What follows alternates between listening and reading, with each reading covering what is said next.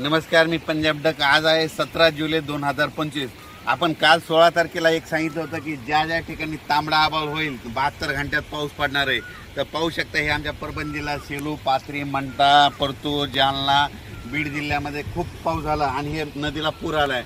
आणखीन अर्ध्या तासात इथं पाणी वरती येणार आहे, म्हणून हा अंदाज लक्षात यायचा.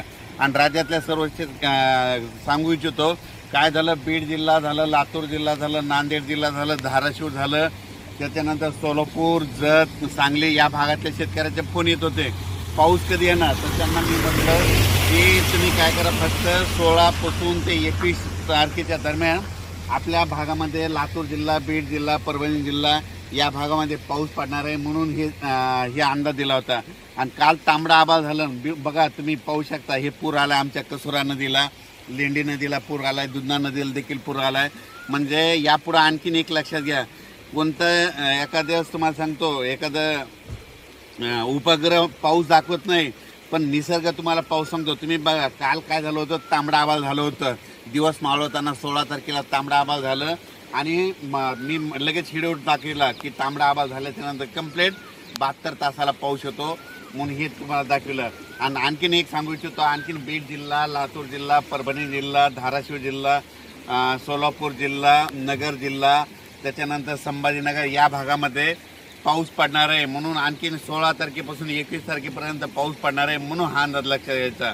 त्याच्यानंतर म्हणजे ह्या जिल्ह्यामध्ये सगळं शेतकऱ्याचं सोयाबीन सुकत होतं, त्यांच्यासाठी खास करून आनंदाची काल 2-3 व्हिडिओ टाकले आणि परत आज देतोय की राज्यामध्ये बीड जिल्हा, लातूर जिल्हा, धाराशिव, त्याच्यानंतर परभणी, नांदेड, हिंगोली या भागामध्ये चांगला पाऊस पसरत असणार आहे आणि सर्व शेतकऱ्याचं पीक चांगलंच येणार आहे, कोणाचं पीक जाणार नाही, म्हणून हा अंदाज लक्षात येता.